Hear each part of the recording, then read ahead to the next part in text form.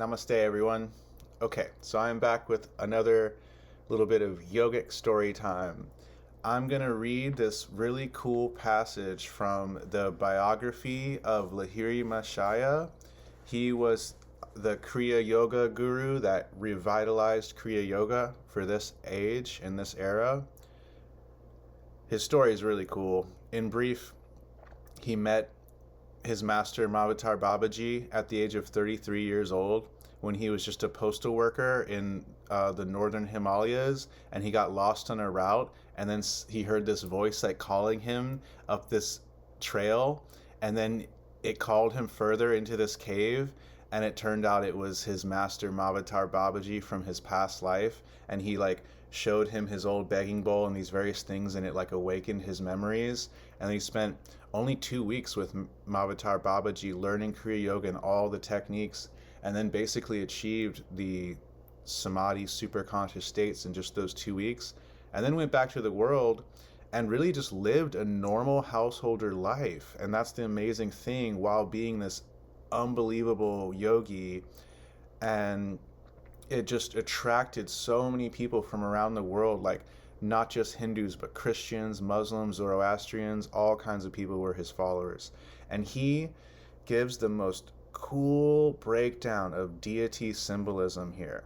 So that's what I wanted to share with you guys, because he's going to explain the meaning of the symbolism of a lot of deities like Krishna and Durga, and you just don't hear these angles of them. And so this is some really cool underground yogic spirituality stuff. And this is coming from the Kriya Yoga tradition. This is the tradition that I was initiated into. I do teach meditation as well. You can see that on my site. You know, this is much more of the underground version of yogic spirituality, is all I'm going to say, than what you're going to find in most places. So, okay, so check this out. So, Yogiraj said, "Look at the image of Bhagavan Krishna. The sages, to explain the essences of this yoga sadhana to common men, have made remarkable arrangements. Krishna holds a flute in his hands, and this flute has 6 holes. This is allegorical of the 6 chakras. Above there is another hole, and this represents the Sahasrara chakra. Krishna is piping his flute. This implies the internally oriented air actions, and that is the prana karma in the path of the 6 chakras. Practicing this prana karma, a much better word than breath work, right, which is just this made up word that, you know, people use because they basically weren't initiated into a pranayama or kriya type yogic tradition, so they just want to like make money and get you doing weird, dangerous, possibly even breathing exercises. But the real term for this is prana karma. So practicing this prana karma regularly, kutashta is visualized. Kutashta is the spiritual eye and the soul. Therefore, Krishna dons peacock feathers on his head. The eye design in the feather is symbolic of the kutashta. He stands in the Tribhanga Murari position. I might not be pronouncing that right. It's basically standing posture where he has 3 bends at the head, waist, and legs. And this represents the release of obstructions of the tongue, anahata, and muladhara chakras, which in turn symbolizes releasing the obstructions of Brahma, Vishnu, and Mahesha. He stands on his left leg, and his right one is aslant across it. This is symbolical of the Omkara Kriya." Unquote. That's also a reference, or you see this connection there, to the unborn one-footed Ajakapada or Aja Ekapada, the deity of Purva Bhadrapada. There's a connection there. We'll talk about that another time. Okay, so back to the quote. "Know that the complete yoga essence pervades the images of Bhagavan in this manner. One who worships Krishna likewise is the true worshipper of Krishna." That is through Kriya and Prana karma. Now he talks about Goddess Durga. Quote, "Goddess Durga possesses 10 hands. These represent the manner by which the sadhaka controls his 10 senses or divisions of prana.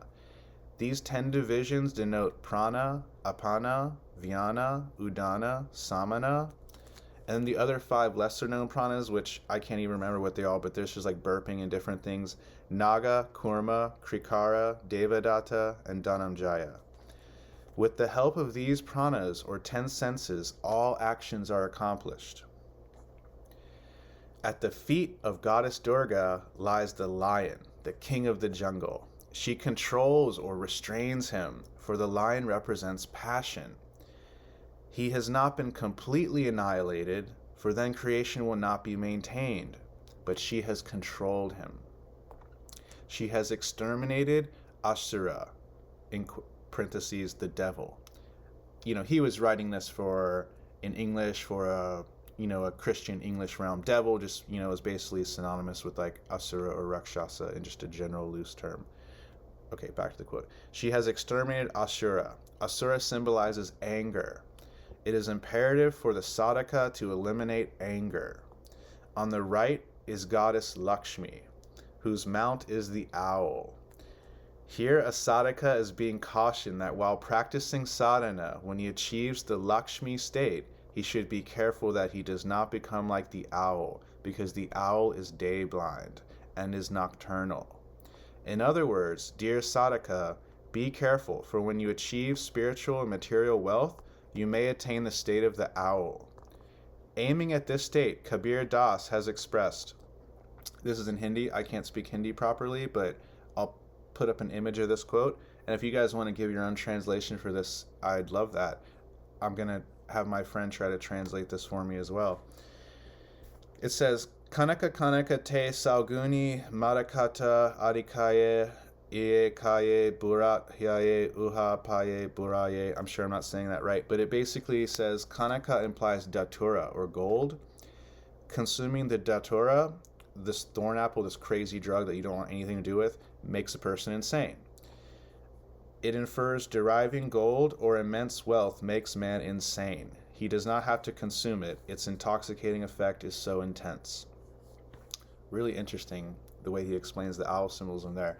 Go back and watch my older video on omens of 2020, or I forget when. I'll put a link in the bio here in the comments. But I did a video where I talked about owl symbolism being very negative, having to do with the pandemic and other sort of things, but and Athena, goddess Athena, who uses an owl.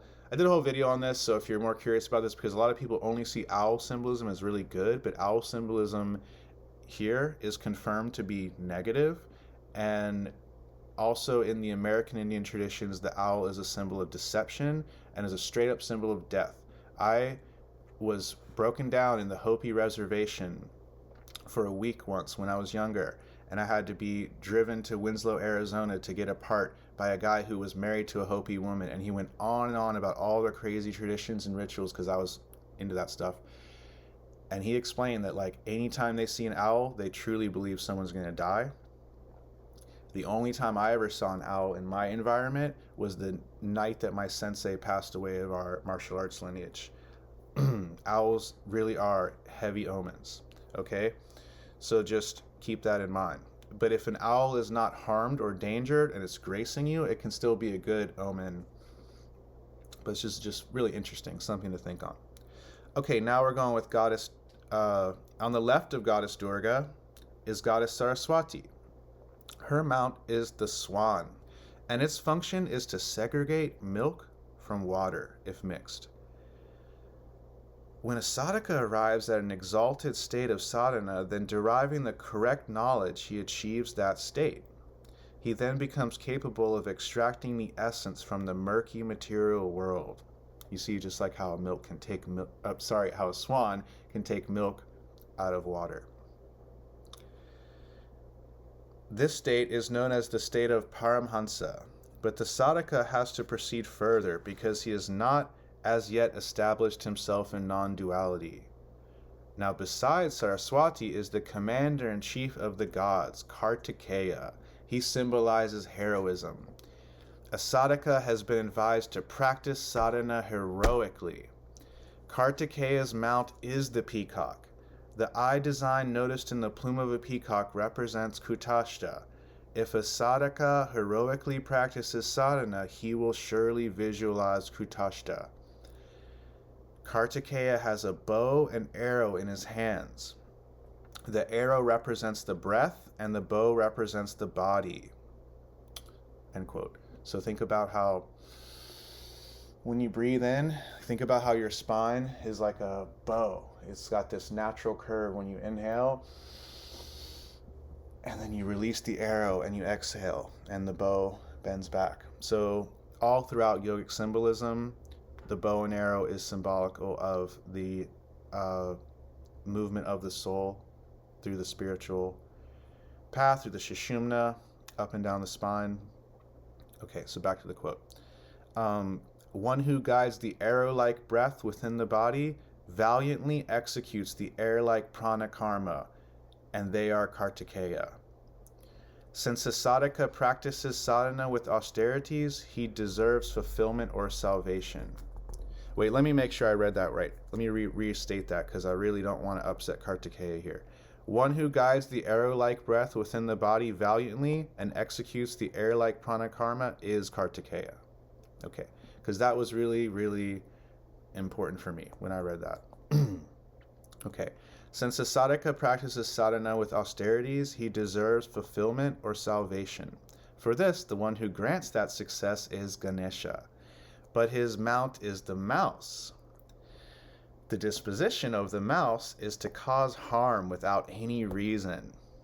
End quote. So just like how mice just steal things and they'll just like bite you when you're sleeping or bite at stuff, you know, and they're just pests. Mice symbolize pests, you know.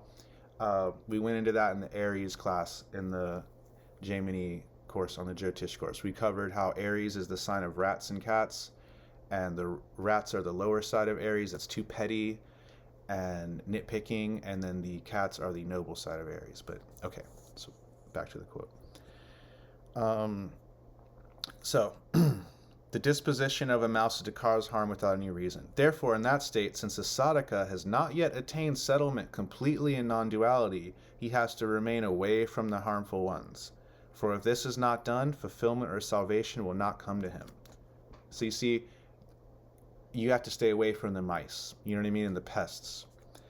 Okay, back to the quote. Shiva, now he's going to explain Shiva. Shiva is above all. He is the essence of void. Though he is Vishvanath, or else controller of the universe, he has no place to dwell. This infers when a sadhaka completely establishes himself in the essence of void, or in non-duality, then by attaining this state, nothing belongs to him. Shiva does not wear any garb. He sits with ashes smeared all over his body. This implies that type of relinquishment regarding all aspects which comes to a sadhaka. Shiva holds a small drum in his hands, and from its two ends a uniform musical sound emanates. Now, of course, us astrologers know this is related to Dhanishta, the star, the nakshatra of the drum. And Dhanishta is a star, a big star of music and fame and being heard. Okay, back to the quote. He holds a small drum in his hands, and from its two ends a uniform musical sound emanates, and this symbolizes the Omkara sound. A sadhaka becomes wrapped and merges in it. Shiva holds a trident in his other hand. This represents the three attributes of sattva, rajas, and tamas, or the achievement of the attributeless state of a sadhaka. Snakes entwine his waist and throat. Snakes symbolize malice. This denotes that a sadhaka has controlled malice along with other senses and has completely attained the state of non-malice. Now the mount of Shiva is the bull. The bull signifies dharma. It has 4 legs: disposition, wealth, passion, salvation. These are the symbols of the 4 legs of dharma. Shiva means the void essence. In this manner, by settling in the void essence, a sadhaka achieves liberation. And I guess it's implied, it doesn't say it right there, but liberation from these 4 aims as well.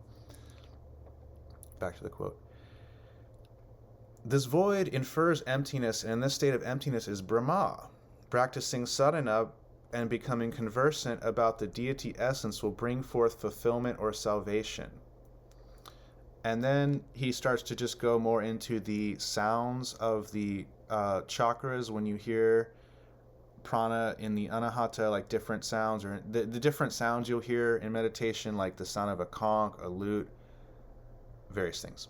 But that's really it for the deities. So I just wanted to share that symbolism. There's a lot of rich symbolism there that is often, I mean, a lot of that you may have read elsewhere, but I just really like the way that he said it. When you hear the truth shared from a perfect master, a true Sadguru like him, it just carries a greater weight. So I hope that that was the result when I was reading this and when you guys contemplated this. And it's really cool to kind of think of these things while you're in meditation. Now, if you enjoyed that and you want to go deeper in Jyotish philosophy, please join my Patreon and you'll get access to all of my Jyotish courses, as well as a lot of philosophical yogic resources.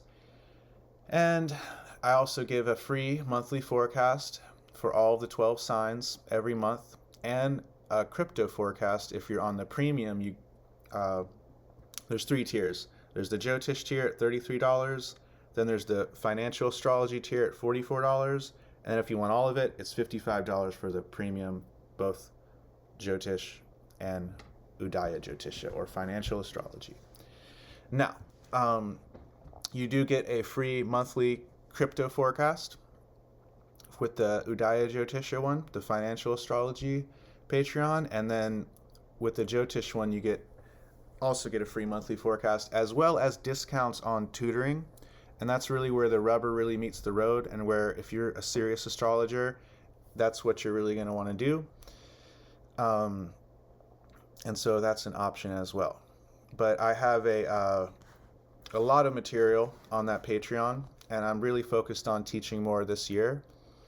And so I'm trying to get more quality students rather than quantity. If you're just going to sign up for like a month and then just do something else, don't even do it, if you ask me. But if you're really looking to learn astrology and create like a serious career set of skills that you can bring in to any other kind of wellness modality, like say you're already a massage therapist, or you're already an acupuncturist or some other therapist, you can bring in astrology a lot quicker than you might think and do an amazing job with it. And that's really what I'm doing with people. So if you're on that level, you may really want to consider studying with me and doing the tutoring one-on-one, and then studying the courses on your own, and then once a month just like having an hour-long meetup session and going over the classes and going over techniques and reviewing it to make sure you're really getting it all. That's working pretty well for the people who are doing that, and yeah, it's something that I'm really eager to do more of. Now, I also did put up the monthly forecast for February, and I might make that free for the public. I might post this as a public video, but I'm not sure yet. So it is there on the Patreon if you are looking for a forecast for this month. We're actually going into eclipse season, so it's pretty big and in-depth forecast. This coming eclipse is a really big cycle for me. This was actually the cycle that got me into astrology 18 years ago. I got pushed by a cop while I was skateboarding. We were filming it, and we released this footage to the news, and it became a big deal in 2007. I was on Good Morning America, and I talked to Diane Sawyer and like 11 million households. And this event really set me on my path to make me actually an astrologer. So this is an eclipse cycle that I'm very well acquainted with. So I talked about that in the forecast, and I'm also going to talk about it more in the March monthly forecast. But yeah, if you're around 18 years old or 38 years old or 37 or 36, this could also be a very important eclipse cycle for you as well. All right, thanks you guys. Please like, subscribe, whatever. Go live your life. Enjoy it. Thanks. Bye.